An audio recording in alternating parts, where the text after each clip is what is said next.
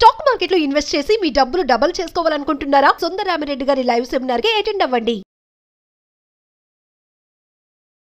సుధాకర్ గారు పర్టికులర్ గా ఈ వీడియోలో టర్మ్ ఇన్సూరెన్స్ కి సంబంధించిన పూర్తి స్థాయి వివరాలు మన సుమన్ టీవీ ప్రేక్షకులతో పంచుకుందాం. ఇప్పుడు టర్మ్ ఇన్సూరెన్స్ తీసుకోవాలి అంటే బయట ఈ ప్రైవేట్ బ్యాంకుల్లో కానీ లేదంటే ప్రైవేట్ ఏజెన్సీస్లో టర్మ్ ఇన్సూరెన్స్ తీసుకోవాలి అంటే ఆ తీసుకునే వాళ్ళ ఎడ్యుకేషన్ క్వాలిఫికేషన్ ఏంటి, వాళ్ళ జాబ్ ఏంటి, వాళ్ళ ప్రొఫెషనల్గా ఎలా ఉన్నారు, వాళ్ళ ప్రొఫెషనల్ లైఫ్ స్టైల్ ఏంటి, వాళ్ళకి సంవత్సరానికి ఎంత ప్యాకేజ్ వస్తుందంటూ కూడా ఇలాంటి అన్ని రకాల ఫ్యాక్టర్స్ను దృష్టిలో ఉంచుకొని వాళ్ళు వాటికి కనుక సంతృప్తి చెందితే టర్మ్ ఇన్సూరెన్స్ అనేది మనం ప్రైవేట్ బ్యాంకుల నుంచి ప్రైవేట్ సంస్థల నుంచి తీసుకోవచ్చు. బట్ అందరూ ప్రొఫెషనల్ జాబులు చేయలేరు, అందరూ సాఫ్ట్వేర్ జాబులు చేయలేరు, అందరికీ సంవత్సరానికి ఒక 20 లక్షలు 30 లక్షల ప్యాకేజీలు రావు. చిన్న చిన్న ఉద్యోగాలు చేసుకునే ఉంటారు, చిన్న చిన్న వ్యాపారాలు చేసుకునే వాళ్ళు ఉంటారు.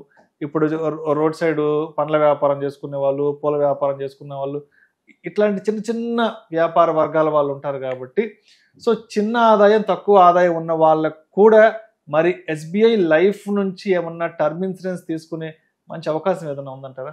మంచి క్వశ్చన్ అడిగారు విష్ణు గారు. ఎందుకంటే ఈ రోజులలో ఏంటంటే చిన్న చిన్న ఏజ్ వాళ్ళకి హార్ట్ అటాక్లు రావడము, రోడ్ మీద వెళ్తుండే యాక్సిడెంట్లు కావడము, నెక్స్ట్ ఏంటంటే న్యాచురల్గానే పొద్దున లేచేసరికి చనిపోయి ఉండడము, కొన్ని డిసీజెస్ తోటి ఏంటంటే మన కరోనా లాంటి డిసీజెస్ రావడం వల్ల అలాంటి డెంగ్యూ మలేరియా తోటి కూడా అతను హాస్పిటల్లో ఉంటాడు. హాస్పిటల్లో ఉండడం ధైర్యంగా ఉంటుంది, కానీ తెల్లారేసరికి హాస్పిటల్కి వెళ్ళేసరికి ఆ డాక్టర్ ఉండి చనిపోయాడు అని చెప్పేసరికి ప్లేట్లెట్స్ పడిపోవడము, వాళ్ళ గుండె ఒకసారి ఆగిపోయినంత అవుతుంది. మనకి ఇప్పుడు మీరు అడిగినట్టు ఏంటంటే ఇంతకుముందు ఇచ్చిన టర్మ్ పాలసీలు అన్ని ఏంటంటే ప్రొఫెషనల్స్, క్వాలిఫికేషన్ ఉండాలి, ఇన్కమ్ ఉండాలి, ఇవన్నిటిని దృష్టిలో పెట్టుకుని టర్మ్ పాలసీ అనేది ఇచ్చేవాళ్ళు. కానీ ఇప్పుడు ఏంటంటే మన భారతదేశంలో 140-150 కోట్ల జనాభాలో almost 60% and above middle class families ఎక్కువ ఉన్నాయి. ఈ మిడిల్ క్లాస్ ఫ్యామిలీస్ అందరూ కూడా ఐటీ రిటర్న్స్ కానీ అందరు కానీ ఎడ్యుకేషన్ క్వాలిఫికేషన్ నుండి కూడా చేయలేరు. కాబట్టి వాళ్ళకు కూడా రేపటి రోజు ప్రమాదం జరిగితే వాళ్ళ ఫ్యామిలీ కూడా రోడ్డు మీదకి రావద్దు అని చెప్పేసి మన ప్రధానమంత్రి ఎవరైతే తీసుకున్నారో ఒక మంచి సంకల్పం 2047 వరకు ఇండియాలో ఉన్న ప్రతి ఒక్కరికి ఇన్సూరెన్స్ అనేది ఉండాలని చెప్పేసి ఒక సంకల్పం తీసుకున్నాడు. దాన్ని దృష్టిలో పెట్టుకొని రీసెంట్గా వచ్చిన అమెండ్మెంట్ ప్రకారము మన ప్రజల కోసం, ఎస్పెషల్లీ ఇండియన్ పబ్లిక్ కోసము అతను జిఎస్టీని కూడా వేవర్ చేశాడు. ఎందుకంటే ఇంతకుముందు తీసుకున్న పాలసీకి ఇప్పుడు తీసుకున్న పాలసీకి అమౌంట్ అనేది తగ్గడం వల్ల ఎక్కువ పబ్లిక్ యూజ్ అవుతుంది. ఎందుకంటే ప్రతి ఒక్కరు ఇన్సూరెన్స్ లోకి రావాలని చెప్పేసి ఎవరైతే మన గవర్నమెంట్ ఉందో మంచి సంకల్పంతో ఈ జిఎస్టీని కూడా రద్దు చేసింది. కాబట్టి ఇది ఏంటంటే ప్రతి ఒక్కరు యూటిలైజ్ చేసుకోలేదు. మీరు అన్నట్టు ఏంటంటే ప్రతి ఒక్కరు ఇప్పుడు సినిమాలలో స్టూడియోలో పనిచేసే వాళ్ళు ఉంటారు, నెక్స్ట్ ఫ్యాక్టరీలో పనిచేసే వాళ్ళు ఉంటారు, కెమికల్ ఫ్యాక్టరీలలో పనిచేసే వాళ్ళు ఉంటారు, డ్రైవర్స్ రోడ్ల మీద నడుస్తుంటారు, రోడ్ల మీద ఎప్పుడు 24/7 లారీల మీద డ్రైవ్ చేసే వాళ్ళు ఉంటారు. వీళ్ళకి ఏంటంటే అనుకోని సందర్భాల్లో ఎక్కడ ఏం జరుగుతుందో తెలియదు. ఈవెన్ మనము మన జాగ్రత్తలో వెళ్ళినా కూడా ఎదుటోడు కూడా జాగ్రత్త రావాలనేది లేదు. కాబట్టి ఇలాంటి అందరినీ దృష్టిలో పెట్టుకొని మనకు ఎస్బీఐ లైఫ్ నుంచి స్మార్ట్ స్వదాన్ నియో అనే ఒక కొత్త పాలసీని తీసుకొని రావడం జరిగింది. స్మార్ట్ స్వదాన్ నియో అనే కొత్త పాలసీని తీసుకొని రావడం జరిగింది. ఇందులో మనకు అప్ టు 25 lakhs వరకు ఎలాంటి ఎడ్యుకేషన్ కానీ ఎలాంటి ఇన్కమ్ ప్రూఫ్ ను కూడా ఒక వేవర్గా చేసేసింది కంపెనీ, సబ్సిడీ లెక్క చేసేసింది. ఎందుకంటే అందరికీ ఇవ్వాలని, అందుబాటులోకి రావాలని చెప్పేసి. కాబట్టి మనకి ఏంటంటే అక్కడ ఐటీఆర్స్ ఉండాలి, లేకపోతే సాలరీ స్లిప్స్ ఉండాలి, బ్యాంక్ స్టేట్మెంట్లు ఉండాలి అనేది అలాంటి ఏం లేకుండా కూడా మనకి ఇక్కడ ఈ పాలసీలో ప్రతి ఒక్కరికి మినిమం 5 లక్షల నుంచి కవరేజ్ నుంచి మాక్సిమం 25 లక్షల కవరేజ్ వరకు మిడిల్ క్లాస్ ఫ్యామిలీస్ ఉంటాయి. చిన్న చిన్న తోపుడు బండ్లు నడుపుకునే వాళ్ళు, అరటి పనులు అమ్ముకునే వాళ్ళు ఉంటారు, వాళ్ళ ఫ్యామిలీ చిన్నగా ఉంటాయి. కాబట్టి వాళ్ళకి ఒక 25 lakhs ఒక ఇన్సూరెన్స్ అమౌంట్ వచ్చినా కూడా వాళ్ళు ఏంటంటే కొంచెం ఆ ఫ్యామిలీ అనేది కొంత సంవత్సరాల వరకు, ఎందుకంటే వాళ్ళ మీద డిపెండ్ అయిన పిల్లలు ఉంటారు, చదువు కోసం అనే లేకపోతే ఇంకేదైనా దేనికోసమన్నా హాస్పిటలైజేషన్ కోసం అన్నా దేనికోసమన్నా ఎవరైతే ఇంటి పెద్ద సంపాదించే ఇంటి పెద్ద లేకపోతే ఆ ఇంటికి బర్డెన్ అయిపోతుంది, ఏది ఆర్థికంగా బర్డెన్ అయిపోతుంది.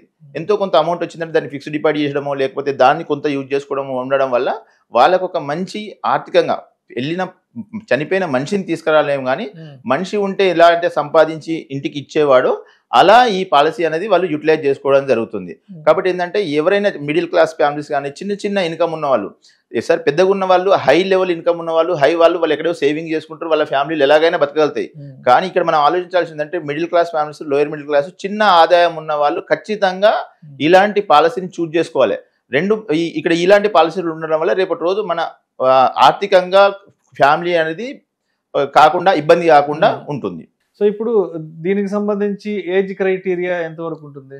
సరే ఇక్కడ మనకు టర్మ్ పాలసీ కాబట్టి ఏంటంటే ఇది మనకు లైఫ్ అంటే రిస్క్ కవరేజ్ ఉంటుంది కాబట్టి ఇందులో మనకు మినిమం 18 years నుంచి మాక్సిమం 65 years ఏజ్ ఉన్న వాళ్ళు ఎవరైనా ఈ పాలసీకి అర్హులే సార్. మనకి ఇక్కడ ఏదైతే మనం ఇంతకుముందు డిస్కస్ చేసినాం ఇన్కమ్ ట్యాక్స్ రిటర్న్స్ కానీ సాలరీ స్లిప్స్ కానీ అవన్నీ ఏవి చూపించకుండా వాళ్ళ క్రైటీరియాని బట్టేసేసి మనకి ఇక్కడ ఏంటంటే కంపెనీ ఏంటంటే ఒక మంచి ఉద్దేశంతో 45 సంవత్సరాల లోపు మెడికల్ కూడా వివరించేసింది సార్ ఇక్కడ.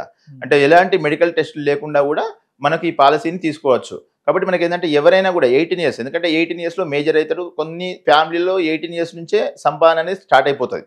కాబట్టి ఎవరైతే సంపాదిస్తున్నారో వాళ్ళ పేరులో ఖచ్చితంగా ఒక పాలసీ తీసుకుంటే రేపటి రోజు వాళ్ళకి ఇబ్బంది కాకుండా ఉంటుంది. కాబట్టి 18 years నుంచి 65 years ఏజ్ లోపు ఉన్న ఏ వాళ్ళైనా ఈవెన్ మేల్ అయినా ఫీమేల్ అయినా ఎవరైనా కూడా ఈ పాలసీని తీసుకోవచ్చు. మరి SBI లైఫ్ స్మార్ట్ స్వదా నియోలో మరి డెత్ కవరేజ్ ఎలా ఉంటుంది సార్? ఇక్కడ మనకు మినిమం ఫర్ ఎగ్జాంపుల్ ఏంటంటే ఇప్పుడు మనము అందరూ 25 లక్షల పాలసీ తీసుకోలేరు, అలా అని చెప్పి తక్కువ పాలసీ తీసుకోలేరు. వాళ్ళ ఆర్థిక స్తోమతకు తగ్గట్టుగా మినిమం 5 లక్షల కవరేజ్ తోటి 5 లక్షలు అనుకుంటే సంవత్సరానికి 6,000 6,500 అలా పడుతుంది సార్ వాళ్ళ ఏజ్ని బట్టేసేసి. 6,000 అంటే మంత్లీ ఒక 5,000 రూపీస్ 500 రూపీస్ అలా వాళ్ళు కనుక ఎక్స్పెండిచర్ తీసుకోగలిగితే వాళ్ళకి ఒక 5 లక్షల నుంచి 25 లక్షల లోపు వాళ్ళకు ఇప్పుడు మనకు నేను సంపాదించే కెపాసిటీ ఎంతో నాకు తెలుసు కాబట్టి నాకు ఎంత అవసరం ఉంటుంది, 20 లక్షలు అవసరం ఉంటుందా, 15 లక్షలు అవసరం ఉంటుందా, 10 లక్షలు అవసరం ఉంటుందా అనేది మనం దృష్టిలో పెట్టుకొని మాక్సిమం మనం 25 లక్షలు తీసుకోవచ్చు. మినిమం 5 లక్షల నుంచి స్టార్ట్ చేసుకోవడానికి అవకాశం ఉంది సార్ ఇది. అండ్ అదేవిధంగా ఎక్స్ట్రా రైడర్స్ ఏముంటాయి దీంట్లో? మంచి క్వశ్చన్ అడిగారు విష్ణు గారు. ఎందుకంటే ఇవాళ ఉన్న సందర్భాల్లో నార్మల్ రిస్క్ కంటే ఎక్కువ యాక్సిడెంటల్ రిస్క్ ఎక్కువ జరుగుతున్నాయి. ఎందుకంటే మనకు ఫ్యాక్టరీలు కానీ ఇండస్ట్రీస్ కానీ సినిమా ఇండస్ట్రీ కానివ్వండి, వాళ్ళు లైన్మెన్స్ ఉంటారు, నెక్స్ట్ లైటింగ్ చేసే వాళ్ళు ఉంటారు, ఫోటోగ్రాఫర్స్ ఉంటారు, ఎక్కువ ఫీల్డ్ లో తిరుగుతుంటారు. ఈవెన్ ఫార్మర్స్ కూడా అర్ధరాత్రి లేచి పొలం కాడికి వెళ్లాల్సి వస్తుంది, మోటార్లు కాలిపోవడము లేకపోతే పాములు ఉండడము అలాంటి ఇవన్నీ సిచ్యువేషన్ బట్టేసేసి ఇన్ కేసు ఒక యాక్సిడెంటల్ రిస్క్ కనుక జరుగుతాయి. ఫర్ ఎగ్జాంపుల్ ఇక్కడ మనం ఒక 24 లక్షలకి తీసుకున్నట్టుంటే అడిషనల్ గా ఒక 72 lakhs కి అడిషనల్ గా మనం రైడర్ అనేది యాడ్ చేసుకోవడం జరుగుతుంది. అంటే ఆల్మోస్ట్ ఆల్ ఒక ఇన్ కేసు కనుక యాక్సిడెంట్ లో కనుక రిస్క్ జరిగితే 96 లక్షల రూపాయలు ఆ ఫ్యామిలీకి వెళ్ళిపోవడం జరుగుతుంది. దగ్గర కోటి రూపాయలు అనేది వాళ్ళకి వెళ్ళిపోవడం జరుగుతుంది. కాబట్టి ఏంటంటే ఇక్కడ యాక్సిడెంటల్ కవరేజ్ కూడా మనం ఇక్కడ యాడ్ చేసుకోవచ్చు. దాంతో పాటుగా పర్మనెంట్ పార్షియల్ డిజబిలిటీ మనం డిస్కస్ చేసినప్పుడు ఫర్ ఎగ్జాంపుల్ యాక్సిడెంట్ కానీ నార్మల్ రిస్క్ అయినప్పుడు నార్మల్ రిస్క్ అయితే ఎలాంటి ఉండదు. In case suppose some times accident అవుతుంది కానీ మనిషి చనిపోడు, సివియర్ ఇంజురీ అయిపోతాడు, ఏమైనా ఆర్గాన్స్ కోల్పోయినప్పుడు అలాంటి సందర్భాల్లో కూడా మిగిలిన కట్టాల్సిన ప్రీమియాలు కట్టకుండా ఆ ఎంతైతే మనం కవర్ తీసుకున్నామో ఆ కవర్ అమౌంట్ అతనికి ఇచ్చేసి మళ్ళీ డెత్ జరిగినప్పుడు మళ్ళీ డెత్ అమౌంట్ కూడా ఆ ఫ్యామిలీకి ఇవ్వడం జరుగుతుంది. కాబట్టి మనకి ఇక్కడ రైడర్ యాడ్ చేసుకోవడం అనేది ఒక మంచి ఉద్దేశం. అండ్ అదేవిధంగా tax benefits and tax proceedings ఎలా ఉంటాయి SBI లైఫ్ స్మార్ట్ స్వదా నియోలో?